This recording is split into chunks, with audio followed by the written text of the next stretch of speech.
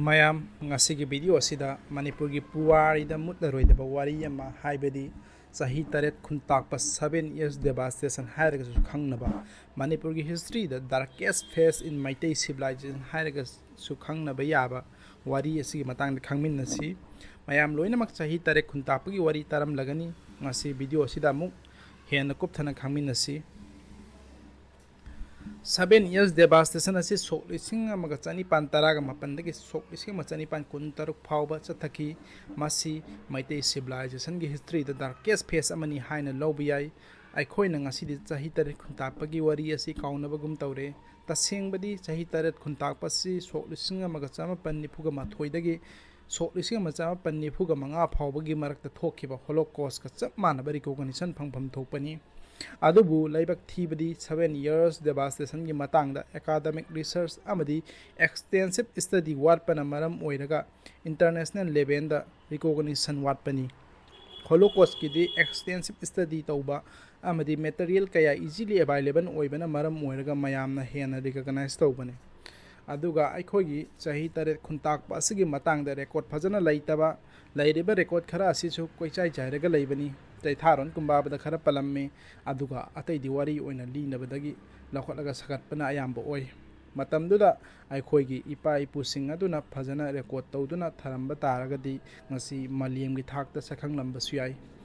still हौजिक सो अखोई extensive study and research तौरगा mayamda puthokpa yari 7 years devastation deserve the same recognition as holocaust हौजिक मतौ करमना 7 years devastation थोखिबनो हाइबदो अमु खंगमिन्नसी मसी नैनद्रिकान मणिपुर गा Burma गा अनिगा लैनरम historical relation हान understand तौब दरकार होई Burmese kingdom मसी मतम मदा यामना मपांगन कनबा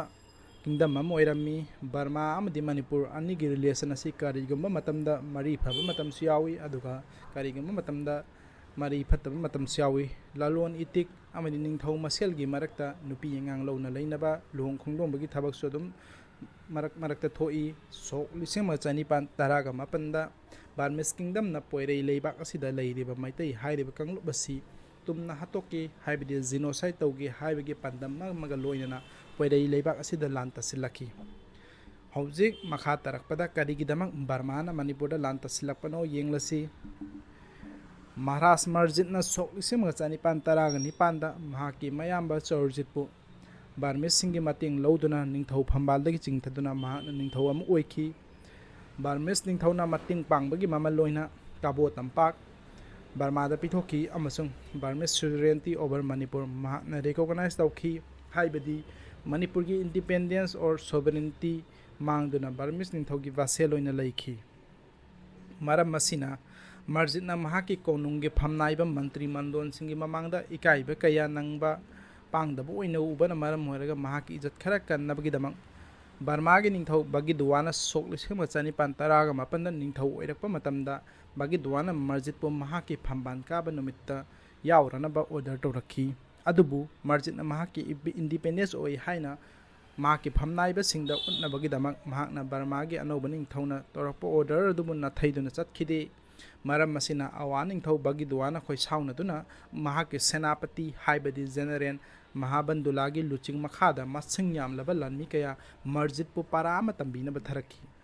मरम मसिना मर्जित अवागी खुत्ता माइथीबा नंगदुना मणिपुर प्रजाबु हुंदोकलमदुना कासारदा चेनखिरम्मी लुचिंगबा याउद्रबा मरा लैजद्रबा प्रजा कया अवा लानमीगी तमथीना ओटनैबा हौरकलमी नुपी अंगांग अमता खाकतना हातपा तुप्पा हौरकलमी नुपी ओबी कयाबु इज्जत मंगहनबा अंगांग कयाबुना मखोंगदा पाइरगा फौबी हाइबगुम नुंगदा हाइथदुना हतोखि अगो नुपा कयाबुना मखुत खुबाकता यैरी लेंगदुना लानगी बोंदी ओइना फादुना ओटनैबा मिनाय ओइना सिमना हौरखि मई कया का मनुंगदा फोंलोनसिनदुना मुरोक मई थादुना हातपा हौरखि मैतै हाइबा कंगबसि मुथतलगे हाइबा मतागुम पाक सना जिनोसाइड तौबा हौरखि अवालन मिगी मयोट मिनै असिगी पाउ राजकुमार हेराचंद्र की नाकोंग योरखी पाव असी ताबदा राजकुमार हेराचंद्र अतै अतोब प्रिंस मखै मसागी थवाई कन्नबा कसार चेनख्रबसु हेराचंद्र दी पोइरै लेबाक असिबु कन्नबा यादी हाइदुना चिंगनुंग मनुंगदा लोतुना लैरिबा मियोय खुजोक खरगा पुन्ना मखोई चामरी मुक अवालनमीगी मयोक्ता लालुम तौदुना लान थेंगनबा हौरखि तपना तपना थेंखांग कया थोकना awalan mi group macha macha maithiba piduna sum khumang chausilakhi masida Herachandra gi khwaidagi achauba mai pakpadi karino hairabadi mahakna maitei ningon kayaga lautunaraga Burmese lanmi kaya hatkibagi wari amalai mahakna awalan mi gi nupi oiriba maitei ningon kayaga lona pau phaunaduna ahing tumlingaida lona hatoknaba plan ama silami ahing athengbada moibung makhol taba matamda awalan mi gi loinabi oiriba maitai ningon sing aduda mage mapuroiba awalan mi sing adubo hatoknabi yathang tawrammi asum tawduna masing yamlaba awagi makok thongba lanmi kaya ahing amada hatoki sumai tawduna Herachandra poirei leibak asibu ningkha tamnabagidamak yamna kanna hotnarami amadi mahaki mayamba kasarda leiriba Gambhir Singhagi thabuk mahakna khara laithokhalammi aduga amaromda kasarda lotun leiriba Rajkumar Singhna kasargi ningthau Gobind Chandra phambalagi chingtharami aduga kasarbu Rajkumar ahum haibadi Marjit Charjit amadi Gambhir Singha makhoi ahumgi marakta machet yenarami adubu amuk makhoi ahum henna mapangkan ba muk tanaraklami Gambhir Singha na Marjit amadi Charjit punnam thaduna kasar pumbagi ningthau amuk oirakhi somdana kasarda leiriba Maitai Rajkumar mayam phambal munnaba amaga yanadabadu ubada chance lauduna Assamda leiriba Burmese government British singi pukning kasarda changbinaba appeal tawramme asum tawdana sok ising chanipan kunga mari March ki tang manga da Burma na kasarda mulan tasilakhi matang asida British na Gambhir Singhda lan pangnaba mating nirakhi Gambhir Singhna irregular army chamnga amuka loinana lan pangdona kasarda ge Burmese Singh tanthoki masi ubada British na Gambhir Singh asi mathauna leiba pukchel singmanupa amani amade mahak khaktana British ki mateng kharaga loinana Manipur bo awadagi ningkha tamanba ngamgani haibagi achet pathajaba ma pokhi maram masina Gambhir Singh amade British anigi marakta dakar oirako matamda mateng pangnaba haina yanarami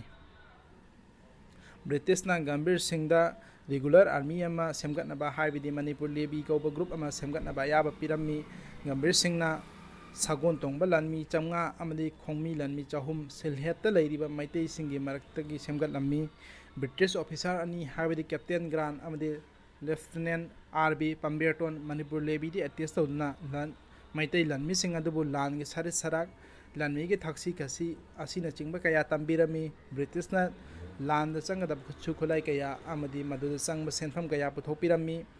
aduga Manipur lebi gi head oina Rajkumar Narasingbu haplammi May gi tang taraga taret chokli sing chanipan kunga manga da Gambhir Singhna silhet thadoktuna Lieutenant Pemberton gi loinana Manipur gi dama khongsan bahurakhi makhoi jun gi tang tara chokli sing chanipan kunga manga da Manipur gi tampak yorokhi amadi awalan migi nunga amadi mayang kainau da leiba kem ani asisu khudum chansilami nongalaga makhoina imphal tamna lakpa horakhi makhoina imphal yorokpada awalan mising Manipur tampaktagi chen khirami amadi Gambhir Singhna yetnaba leitana amuk Manipur gi ningthau erakhi makna mathang kabo tampaksu lausin bahuraklami amadi tamu da leiba awalan migi langi pochei paifam amsu khudum chansilami mathangda muk mahakna ningthi turen landuna awalan migi kem amada attack tawduna maduda bondi oina leiramba maitei chani mu kanba ngamkhi asum tawduna sok lising chani pan kunga manga ge February gi loiramdai de Gambhir Singha na Manipur bu mapung phana mahakki laingak makhada thamba ngamkhi amasung sahi tare khuntak pasu yandabo de yana chema khuyek pinaraba tungda lan loisanki masibu Treaty of Yandabo hairaga su khangnei 7 years devastation asina thogal lamba mangata sing amukari karino khangminasi sahi taret khuntak pasida awana maitai lak manga galising yangkhai mukhat khi aduga lak ahum galising kunthra rombuna bondi yoina phaduna pukhi amadi law inkon kaya mangata thogal lamki huba yaba processing huduna pukhi awana Manipur dagi chatkhra tungda Manipur tampakta supnagi maitai lising ani ga tara taruk tamak lehauki khara amana awana amuk lanta silakeni ki yudagi chingnung manungda lotuna leikhi mi tang bana maram oiraga lau singu tawbina ba mi leirakhide maram asina lawpham sing jangan olakhi chana thakna ba leiraktabana famine condition kaya na chingba thorakhi aduga karigi damak awana Manipurda lanta silakpa ngamkhibanu habdogi matangda amuk khara khangminasi ꯃꯅꯤꯄꯨꯔꯗ ꯄꯥꯜꯂꯤꯕ ꯃꯩꯇꯩ ꯅꯤꯡꯊꯧꯁꯤꯡꯅ ꯆꯤꯡꯅꯨꯡ ꯃꯅꯨꯡ ꯑꯃꯗꯤ ꯄꯦꯔꯤꯐꯦꯔꯤꯗ ꯂꯩꯔꯤꯕ ꯂꯨꯆꯤꯡꯕꯁꯤꯡꯗ ꯃꯈꯣꯏꯒꯤ authority ꯑꯦꯛꯖꯔꯠ ꯇꯧꯅꯕ ꯍꯣꯠꯅꯕ ꯃꯔꯝ ꯑꯣꯏꯔꯒ ꯄꯦꯔꯤꯐꯦꯔꯤꯗ ꯂꯩꯔꯤꯕ ꯂꯨꯆꯤꯡꯕꯁꯤꯡꯅ ꯌꯥꯅꯗꯕ ꯑꯃꯗꯤ ꯅꯤꯡꯊꯧ ꯀꯣꯅꯨꯡ ꯃꯅꯨꯡꯗ ꯔꯥꯖꯀꯨꯃꯥꯔꯁꯤꯡ ꯑꯃꯒ ꯌꯥꯅꯗꯕ ꯂꯧꯇꯨꯅꯕ ꯑꯁꯤꯅꯆꯤꯡꯕ ꯃꯔꯝ ꯑꯣꯏꯔꯒ ꯂꯩꯉꯥꯛꯀꯤ ꯃꯄꯥꯡꯒꯜ ꯁꯣꯟꯊꯔꯛꯄ ꯃꯩꯇꯩ ꯁꯂꯥꯏꯁꯤꯡꯒꯤ ꯃꯔꯛꯇ ꯌꯥꯅꯗꯕ ꯌꯨꯅꯤꯇꯤ ꯂꯩꯇꯕ ꯃꯔꯝ ꯑꯁꯤꯅ ꯑꯁꯨꯛꯀꯤ ꯃꯇꯤꯛ ꯃꯄꯥꯡꯒꯜ ꯁꯣꯟꯕ ꯑꯗꯨ ꯎꯕꯗ ꯃꯔꯖꯤꯠꯅ ꯀꯣꯔꯣꯅꯦꯁꯟ ꯌꯥꯎꯕ ꯂꯥꯛꯇꯦ ꯍꯥꯏꯕꯒꯤ ꯅꯃꯥꯗ ꯈꯨꯗꯣꯡꯆꯥꯕ ꯂꯧꯗꯨꯅ ꯂꯥꯟ ꯇꯥꯁꯤꯜꯂꯛꯈꯤꯕꯅꯤ꯫ ꯃꯁꯤꯗꯒꯤ ꯑꯩꯈꯣꯏꯅ ꯇꯝꯕ ꯌꯥꯕ ꯄꯔꯥꯗꯤ ꯑꯩꯈꯣꯏꯅ ꯐꯅ ꯌꯥꯝ ꯍꯩꯁꯤꯡꯂꯁꯨ ꯑꯩꯈꯣꯏ ꯃꯁꯦꯜꯒꯤ ꯃꯔꯛꯇ ꯅꯨꯡꯁꯤꯅꯕ ꯂꯩꯇ꯭ꯔꯕ ꯌꯨꯅꯤꯇꯤ ꯂꯩꯇ꯭ꯔꯕ ꯑꯗꯨ ꯑꯣꯏꯕ ꯇꯥꯔꯒꯗꯤ ꯌꯦꯛꯅꯕꯅ ꯆꯥꯟꯁ ꯂꯧꯈꯤꯅꯤ ꯍꯥꯏꯕꯁꯤꯅꯤ꯫ ꯉꯁꯤꯒꯤꯗꯤ ꯃꯇꯥꯡ ꯑꯁꯤꯗ ꯂꯣꯏꯁꯤꯟꯖꯔꯒꯦ꯫ ꯃꯊꯪ ꯀꯔꯝꯕ ꯀꯔꯤꯒꯤ ꯀꯅꯥꯒꯤ ꯃꯔꯝꯗ ꯚꯤꯗꯤꯑꯣ ꯁꯦꯝꯖꯔꯛꯎꯒꯦ ꯍꯥꯏꯕꯗꯨ ꯃꯌꯥꯝꯅ ꯀꯃꯦꯟꯗ ꯈꯪꯍꯟꯕꯤꯔꯛꯎ꯫ ꯉꯁꯤꯒꯤ ꯚꯤꯗꯤꯑꯣ ꯑꯁꯤ ꯌꯦꯡꯕꯤꯔꯤꯕꯁꯤꯡ ꯚꯤꯗꯤꯑꯣ ꯑꯁꯤꯕꯨ ꯄꯥꯝꯕꯤꯕ ꯇꯥꯔꯕꯗꯤ ꯂꯥꯏꯛ ꯑꯃꯗꯤ ꯁꯕꯁꯀ꯭ꯔꯥꯏꯕ ꯇꯧꯕꯤꯗꯨꯅ ꯁꯄꯣꯔꯠ ꯇꯧꯕꯤꯌꯨ꯫ ꯊꯦꯡꯛ ꯌꯨ, ꯁꯤ ꯌꯨ ꯏꯟ ꯗ ꯅꯦꯛꯁ ꯚꯤꯗꯤꯑꯣ꯫